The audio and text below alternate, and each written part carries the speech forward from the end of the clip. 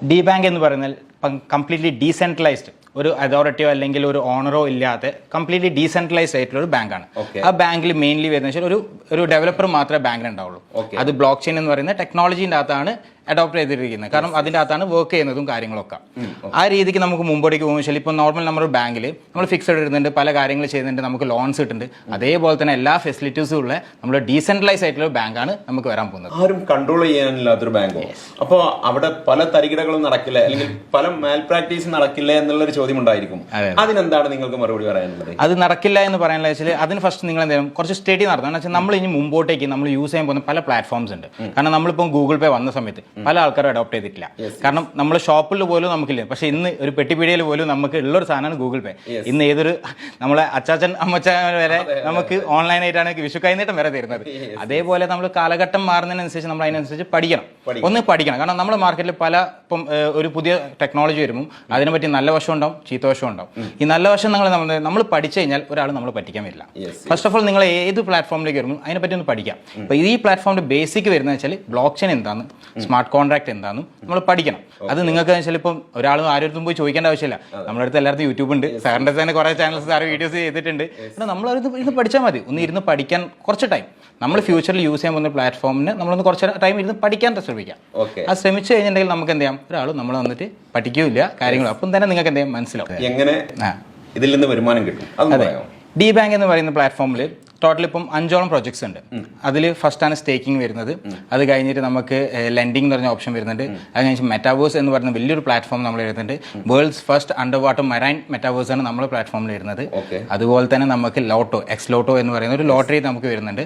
അത് വെച്ചാൽ നമ്മളിപ്പോൾ ലോട്ടറി എടുക്കുന്നില്ലേ, അതേപോലെ കംപ്ലീറ്റ്ലി ഡീസെൻട്രലൈസ്ഡിലേക്ക് ആയ ലോട്ടറിൻ്റെ എങ്ങനെ ഉണ്ടാവും അതിൻ്റെ ഒരു വ്യക്തി. കാരണം അതൊരു വ്യക്തിക്ക് ഒരു അറിയില്ല ആർക്കാണ് അടിച്ചതും ആരെടുത്തത്. കാരണം നമ്മുടെ അക്കൗണ്ടിലേക്ക് ക്രെഡിറ്റ് ആകുമ്പോൾ മാത്രമേ നമ്മൾ പോലും അറിയുള്ളൂ. അത്രയും സേഫ് ആൻഡ് സെക്യൂർ ആയിട്ടുള്ള ഒരു പ്ലാറ്റ്ഫോമാണ്. അതിൽ നമ്മളിപ്പോൾ സ്റ്റാർട്ടിംഗ് ആയിട്ട് സ്റ്റേക്കിംഗ് എന്ന് പറയുന്ന പ്രോസസ്സാണ് ഇപ്പം നമ്മൾ നിലവിൽ സ്റ്റാർട്ട് ആയിട്ടുള്ളത്. അത് ഈ ജനുവരി 1 ലോഞ്ച് ചെയ്തിട്ടേ ഉള്ളൂ. അതാണ് ഏറ്റവും വലിയ ഹൈലൈറ്റ്. കാരണം നമുക്ക് ഒരു പ്ലാറ്റ്ഫോമോ നമുക്ക് ഇത്രയും ഫാസ്റ്റ് ആയിട്ട് നമ്മൾ കേരളത്തിലോ അല്ലെങ്കിൽ ഇന്ത്യയിലോ എത്താറില്ല. എല്ലാ സ്ഥലത്തും എത്തിയതിന് ശേഷം നമ്മൾ എടുത്തെത്താറ്. പക്ഷേ ഇത് നമ്മൾ മാർക്കറ്റിൽ പഠിച്ചതും നമ്മൾ പല ആൾക്കാരായിട്ടുള്ള കോൺടാക്റ്റും മെറ്റാവേഴ്സ് അല്ലെങ്കിൽ നമ്മൾ ബ്ലോക്ക് ചെയിനെ പറ്റി നമ്മൾ ട്രെയിനിങ്സും കാര്യങ്ങളും പഠിക്കുന്നതുകൊണ്ട് നമുക്ക് അതിൽ ത്രൂ വന്നൊരു വലിയൊരു പ്ലാറ്റ്ഫോം ഓപ്പർച്യൂണിറ്റി തന്നെയാണ് നമുക്ക് ഈ നാട്ടിലേക്ക് നമ്മൾ സത്യമായി കേരളത്തിൽ തന്നെ സ്റ്റാർട്ടിംഗ് ആയിട്ട് തുടങ്ങിയിട്ടേ ഉള്ളത്. അപ്പം നമുക്ക് ഒറിജിൻ എവിടെയാ? ഒറിജിൻ സിംഗപ്പൂരാണ്. ഇതിൽ എങ്ങനെ ആളുകൾ ജോയിൻ ചെയ്യും? എന്താണ് അവരുടെ ക്രൈറ്റീരിയ? എന്താണ് അല്ലെങ്കിൽ മിനിമം ഇൻവെസ്റ്റ്മെന്റ് എത്രയാണ്? മിനിമം നമുക്ക് ഒരു 1000 രൂപ ഉണ്ടെങ്കിൽ വരെ നമുക്ക് ഇതിനകത്ത് സ്റ്റാർട്ട് ചെയ്യാം. 1000 രൂപ ഉണ്ടെങ്കിൽ സ്റ്റാർട്ട് ചെയ്യാം. ഏതൊരു സാധാരണക്കാരനും ഇത് തുടങ്ങാം, ഏതൊരു പൈസക്കാരനും ഇത് കോട്ടയാം. കാരണം സാധാരണക്കാരായ ആൾക്കാർക്ക് എന്താ പണിയെടുത്താൽ നമുക്ക് പെട്ടെന്ന് പൈസ ഉണ്ടാക്കാനുള്ള ഓപ്ഷൻ ഇതിൻ്റെ അകത്തുണ്ട്. പക്ഷേ ഒരു പൈസക്കാർക്ക് എന്താ ഇൻവെസ്റ്റ്മെന്റ് ആണ് അവരുടെ ഹൈലൈറ്റ്. അവർക്ക് ഇൻവെസ്റ്റ് ചെയ്യാം, അവർക്ക് വേറെ വർക്കൊന്നും എടുക്കണ്ട. അവർക്ക് ഇൻവെസ്റ്റ് ചെയ്താലും അവർക്ക് 300% റിട്ടേൺസ് ഈ ഒരു പ്ലാറ്റ്ഫോം കിട്ടും. 10 ഡായി മുതൽ സ്റ്റാർട്ട് ചെയ്യാൻ പറ്റും. 1000 രൂപ വെച്ചാൽ ഒരു 10 ഡായും ഒരു മാറ്റിക്കും നമുക്ക് മതി. അത് ഇൻവെസ്റ്റ് ചെയ്തുകൊണ്ട് നമുക്ക് ഏകദേശം ഒരു മാസം 2 ലക്ഷം രൂപ വരെ ഉണ്ടാക്കാനുള്ള ഒരു ഓപ്ഷൻ ഈ ഒരു പ്ലാറ്റ്ഫോം ഉണ്ട്. അതിന് അഫിലിയേറ്റ് മാർക്കറ്റിംഗ് എന്ന് പറയും. ഇപ്പം അഫിലിയേറ്റ് മാർക്കറ്റിംഗ് എല്ലാവർക്കും അറിയാലോ. ഫ്ലിപ്കാർട്ട്, ആമസോൺ എല്ലാ പ്ലാറ്റ്ഫോമിലും ഗൂഗിൾ പേയിൽ അടക്കം അഫിലിയേറ്റ് മാർക്കറ്റിംഗ്. അതുപോലെ നമുക്ക് അഫിലിയേറ്റ് ചെയ്തുകൊണ്ട് നമുക്ക് എന്ത് ചെയ്യാം, നല്ലൊരു വരുമാനം ഉണ്ടാക്കാനുള്ള ഒരു പ്ലാറ്റ്ഫോം ഇതിനകത്തുണ്ട്. ഇൻവെസ്റ്റേഴ്സിനെ സംബന്ധിച്ചോ? ഇൻവെസ്റ്റേഴ്സിനെ സംബന്ധിച്ചാൽ ഏറ്റവും കൂടുതൽ ഇതിനകത്ത് ഹൈലൈറ്റ്. കാരണം ഒരു സ്ഥലത്തും നമുക്ക് ഇത്രയും വലിയൊരു പ്രോഫിറ്റ് കിട്ടാറില്ല. പക്ഷേ പ്രോഫിറ്റ് കിട്ടും പല ആൾക്കാരും ഓക്കെ ഇതെന്തോ തട്ടിപ്പ് ഉണ്ടാവും എന്നുള്ളൊരു ചിന്താഗതി. പക്ഷേ 110% ജെന്യൂൻ ആയിട്ട് പറയാൻ പറ്റും. കാരണം ഒരാൾ ഇപ്പോൾ ഏകദേശം ഒരു 10 lakh ഇൻവെസ്റ്റ് ചെയ്യുകയാണെങ്കിൽ എല്ലാ മാസം ഒരു 90,000 മാസമല്ല 30 days കൂടുമ്പോൾ അവർക്ക് 90,000 ഇതിൻ്റെ അകത്ത് കിട്ടും കൺഫേം ആയിട്ട്. അത് എന്ന് വെച്ചാൽ 1000 days നമുക്ക് സ്റ്റേക്കിംഗ് പീരീഡ് വരുന്നത്. ഈ 1000 days സ്റ്റേക്കിംഗ് ചെയ്യുന്നതുകൊണ്ടാണ് നമുക്ക് 300% അവർ റിട്ടേൺസ് തരുന്നത് നമുക്ക്. ഞാനൊരു കാര്യം ചോദിക്കട്ടെ, ഈ സ്റ്റേക്കിംഗ് എന്ന് പറഞ്ഞിട്ട് പല കമ്പനികളും എമൗണ്ട് വാങ്ങുന്നുണ്ട്. അതെ, അവർ പ്രോപ്പർ ആയിട്ട് ആ ഫണ്ട് എന്തിനാണ് നിങ്ങളുടെ കമ്പനി ഇത് യൂസ് ചെയ്യുന്നത്? ഞാൻ നേരത്തെ പറഞ്ഞു നമ്മളെ ബാങ്ക് എന്ന് പറയുന്നത് ഒരു വാലിഡേറ്റേഴ്സ് ആണ്. അവർ ഓൾറെഡി ഡായിന്റെയും പോളിഗിന്റെയും വാലിഡേറ്റ് ചെയ്യുന്നത്. ഒരു വാലിഡേഷൻ അവർക്ക് ഇത്രത്തോളം വാലിഡേഷൻ കിട്ടണമെന്നുണ്ടെങ്കിൽ ആരാണോ ആ ഹോൾഡ് ചെയ്യുന്നത്, ഡായി എന്ന് പറയുന്നത് ഫോർ എക്സാമ്പിൾ ഡായി എന്ന് പറയുന്ന ടോക്കൺ ആരാണോ ഏറ്റവും കൂടുതൽ ഹോൾഡ് ചെയ്യുന്നത് അവർക്കായിരിക്കും ഏറ്റവും കൂടുതൽ വാലിഡേഷനിൽ ഓപ്പർച്യൂണിറ്റി കിട്ടുക. ഈ ഓപ്പർച്യൂണിറ്റി കിട്ടുക എന്ന് വെച്ചാൽ നമ്മൾ സിമ്പിൾ ചെറിയൊരു വാലിഡേഷൻ അല്ല, ഒരു മിനിറ്റ് തന്നെ പല സ്ഥലത്ത് വേൾഡ് വൈഡ് നടക്കുന്ന പ്ലാറ്റ്ഫോമാണിത്. പല ആൾക്കാരും ട്രാൻസാക്ഷൻ നടക്കുന്നുണ്ടാവും. അതിന് ഏറ്റവും കൂടുതൽ ആരാണോ ഇപ്പം ഒരു കമ്പനിയിൽ ആരാണോ ഏറ്റവും കൂടുതൽ ആ ഷെയർ ഹോൾഡ് ചെയ്യുന്നത് അവർക്കായിരിക്കും ഏറ്റവും കൂടുതൽ അവിടെ വോയിസ് ഉണ്ടാവുക. അതേപോലെ തന്നെ ഡായി എന്ന് പറയുന്ന ക്രിപ്റ്റോ കറൻസി ആരാണോ ഹോൾഡ് ചെയ്യുന്നത് അവർക്കായിരിക്കും ഏറ്റവും കൂടുതൽ വാലിഡേഷനുള്ള ഓപ്പർച്യൂണിറ്റി കിട്ടുക. അങ്ങനെയാണ് നമുക്ക് ഈ ഒരു ബാങ്കിൽ സത്യം പറഞ്ഞാൽ ഈ ഒരു ബാങ്ക് വർക്ക് ചെയ്യുന്നത്. Okay good. അത് ഏതായാലും പുതിയൊരു അറിവാണ്. പിന്നെ അതുപോലെ തന്നെ ഇനി എനിക്ക് ചോദിക്കാനുള്ളത്, നമുക്കറിയാം ഇത്തരത്തിലുള്ള ഒരുപാട് പ്ലാറ്റ്ഫോമുകളുണ്ട്.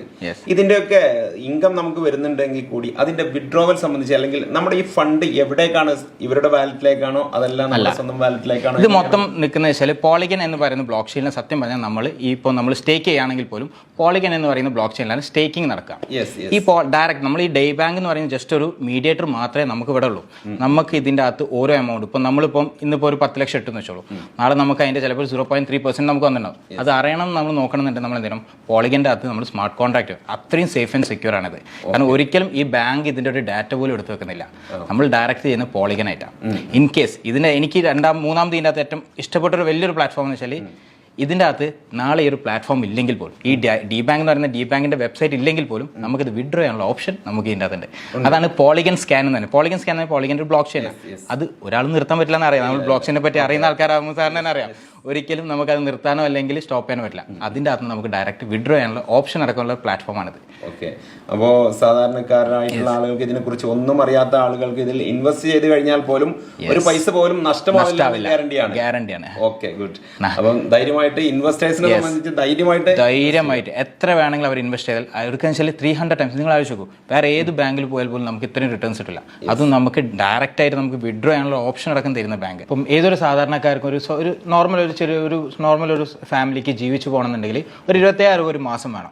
ആ ഒരു മാസം 27,000 രൂപ ഒരു 12 മാസം കൂട്ടിയിട്ടുണ്ടെങ്കിൽ ഏകദേശം 3 ലക്ഷത്തിന് പുറമെ വരും. പക്ഷെ അവർ സ്റ്റാർട്ടിങ് ഒരു 3 ലക്ഷം ചെയ്യുകയാണെങ്കിൽ അവർക്കൊരു 3 വർഷം, ഇപ്പം ഫസ്റ്റത്തെ ഒരു വർഷം 27,000 വെച്ച് 12 മാസം കൂട്ടി ഉണ്ടായി 3 ലക്ഷമായി. പക്ഷെ അവർക്ക് 2 വർഷം എന്ത് ചെയ്യും, അത് എക്സ്ട്രാ കിട്ടും.